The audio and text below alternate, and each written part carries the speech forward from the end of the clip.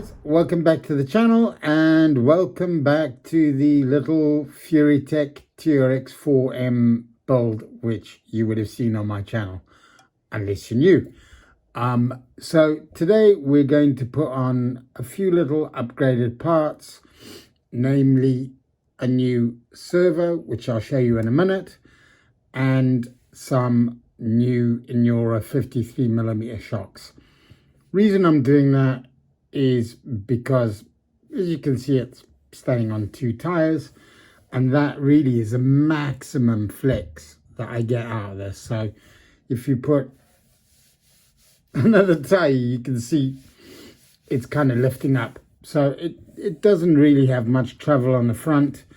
You can see what we've got in terms of articulation, which is really nothing. The rear shocks are better. We've got a little bit more, but not ideal. Not what I'm looking for out of this. I'd like a little bit more articulation, and yeah, it will probably help it because it's kind of stiff as a plank. Ooh, the tires come out. I'll need to sort that. So yeah, we're doing that. And then we've made no secret we're getting rid of the Traxxas stock servo, which excuse me, is, you know, typical Traxxas. They're never great, but then I've also added a load of brass on the front of it, so it's carrying a lot more weight than what it would in its stock format. So it's kind of died and on its way out. So what we're doing is we're replacing it with an Injora Coreless 11 kilo servo. So I'm expecting big things from these. Seen a lot of really good reviews on them, so we'll chuck this in, and that should make a bit of an improvement. Well, a lot of an improvement. It's got the red metal servo holder in it already, although you get another one when you buy that, and nicely it's got a metal servo horn, and it's in red. Ideal to match that. That's absolutely perfect. So we'll chuck this in, and that will make a big difference. Secondly, as I said, we've got the 53mm shocks from Injora. I could have got 59, but they weren't available at the time, and I was, you know, in a little bit of a rush. So what we'll do is, by the way, these are fully assembled, and they don't come with oil inside them, and they are oil-fill shocks. Excuse me. So what I'll do is I'll put them on without any oil, just see what they're like, and then I'll decide from there whether I put oil in them or not. And they also come with a second set of springs, different rated springs. So let's get to installing these, and fingers crossed it makes a big improvement, which I'm expecting it will. Let's crack on and get this installed. Right, so there we go. There's the little servo coming out the box. Looks really good quality, and as you'll see there, it actually includes a load of little plastic ones. Not that I'm going to use them because I'm going the metal, but I must say the construction is really good, and it also has a nice little bit of weight to it. So let's chuck this in and see how we do. Actually, before I throw that in, let's show you what the stock servo is like. Now, that's not too terrible, but let's have a look at what the new one is.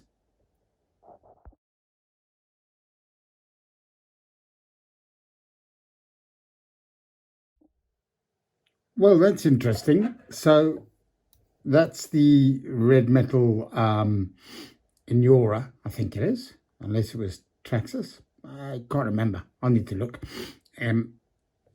But the servo doesn't fit, and I suspect it's because of these little plastic tabs, whereas that is exactly the same as this.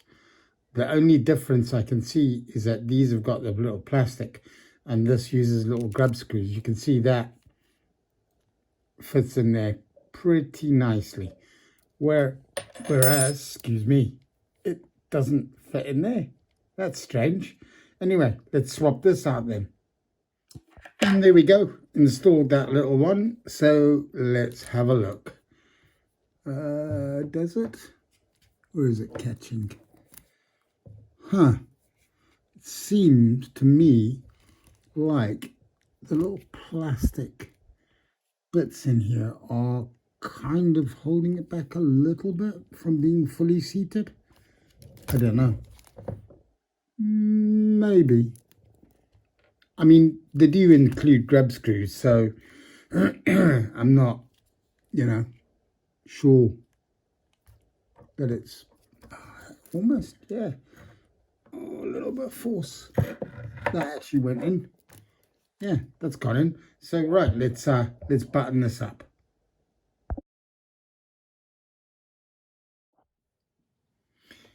So interestingly, yes, this does not work with that servo. So you've definitely got to use the one they supply with it. It's weird because it looks the same, but it's just slightly smaller. So yeah, unfortunately, if you're going to change the servo to an Injora Coreless 11 kilo, do not buy this because that's pointless. Just go with the stock one that they do. So anyway, let's hook this up and see what we've got for torque. Right guys, there we go. So little servos in, a little bit of a pain, but it's it's in. And I'll sort the wires out in a minute and I'll give you a little bit of a tech tip on that. But let's have a look. So yeah, super quick. And what's it like for power? Wow, I'm pushing down on the truck quite hard. That's a lot of power. This is going to be a major improvement.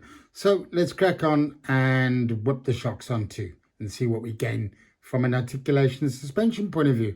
Let's crack on with that. There we go, guys. So there's the original shock and the Injora 53mm shocks lined up together. As you can see, there's not a lot in it. So the stock shocks are 51mm, I believe. However, look at the shaft. Look at how much more shaft that has. That's what she said. So, what it basically does is that's got almost no travel. Whereas that has got a hell of a lot more. And to be honest, these feel okay without oil in them. So I'm going to give them a crack and see what they're like without oil. And if need be, I'll chuck some oil in them and tune them up. So let's get these little things on and hopefully we've gained a lot more articulation and suspension travel. Let's have a look. Well, there we go, guys. That's done. Shocks on, and look at that. Tires on the ground, and we've managed 3 tires. So that is definitely an improvement. As you can see, that is a lot more flicks than it had before. And don't those shocks look killer? There we go. So also another thing to note, which I didn't disclose, is I've put the extra 2mm axle shafts in, both the front and the rear, because I am replacing the 5mm hex extenders with 10mm, because I want this to be a little wider than it is, which is going to help its performance. So anyway, there we go. We'll sort out all of this mess now, and I'm calling it done. Happy days. Right guys, here's the little bit of a tech tip for wiring to try and sort of keep it neat. So if you wind it round a pen like so, hopefully I don't burn myself. I just apply a little bit of heat, nothing extreme. You don't want to burn it all, but I just apply a little bit of heat to it. Ow. And that generally coils it. So that's a little better than have it hanging everywhere. I'll do this again once I've got it all plugged in. But yeah, far better, and rig is now ready to roll. Happy days. Let's get it on the trail and see how it does in the next video. As always, if you like the video, please like, comment, smash that sub bell, and hit the notifications to be notified when I do another video. Thanks guys, thanks for watching. Cheers for now.